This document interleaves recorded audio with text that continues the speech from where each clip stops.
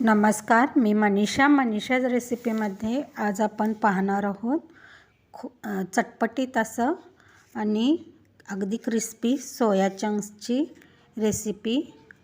तर सुरुवात करूया। इथे मी 100 ग्रॅम सोया चंक्स घेतलेले आहेत। यांना प्रथम उकळत्या पाण्यात घालून घेऊया आणि छान मिक्स करूया। पाणी बंद करूया।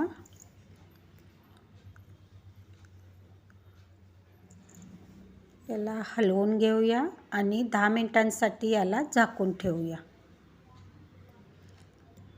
पहा 10 मिनिटांनंतर हे आतून अगदी सॉफ्ट झालेले आहेत आणि त्यांचा आकारही बदललेला आहे। पहा अतिशय सॉफ्ट आहेत आतून। तुम्ही उकडताना याला थोडं मीठ घातलं तरी चालेल। थोडं गार झाल्यानंतर याला चांगलं पिळून घेऊया। पूर्ण पाणी काढून घेऊया। आता एका बाउलमध्ये 1 चमचा लाल तिखट, अर्धा चमचा मीठ,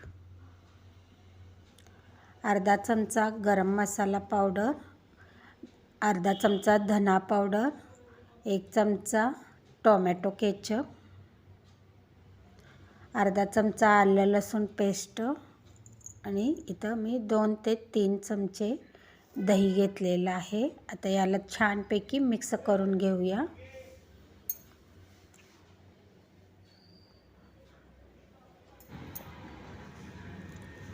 आता हे छान मिक्स झालेलं आहे। यामध्ये उकडलेले सोया चंक्स घालून घेऊया आणि पुन्हा यांना छान मिक्स करून घेऊया। अगदी सगळा मसाला याला छान लागला पाहिजे।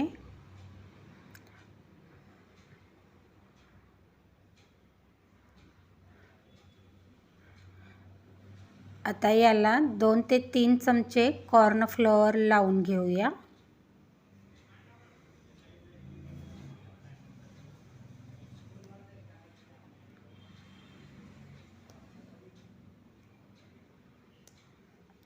याला 2 ते 3 चमचे कॉर्नफ्लॉवर लावून घेऊया आणि हे मॅरिनेट होण्यासाठी अर्धा तास बाजूला ठेवून देऊया। अगदी फ्रीजला ठेवला तरी चालेल।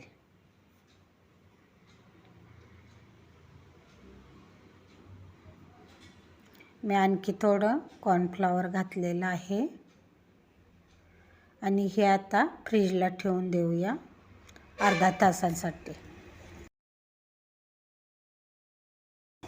तेल मीडियम आचेवर ठेवलेलं आहे आणि फारही तेल गरम झालेलं नाही। आता यामध्ये सोया चंक्स घालून घेऊया आणि अगदी खरपूस तळून घेऊया।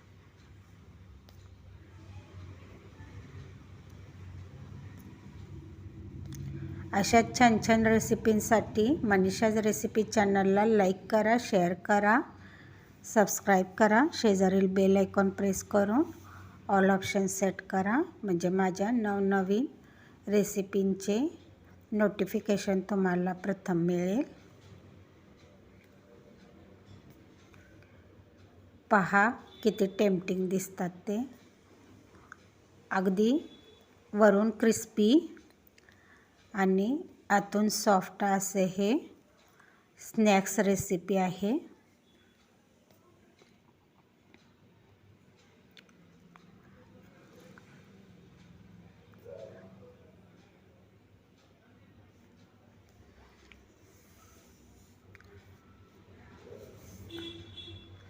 आता याला काढून घेऊया। छान क्रिस्पी झालेले आहेत सगळे। अशाच प्रकारे सोया चंक्स तळून घेऊया। चहाबरोबर किंवा टी टाईम स्नॅक्स म्हणून अतिशय क्रिस्पी अशी ही सोया चंक्स रेसिपी आहे। धन्यवाद।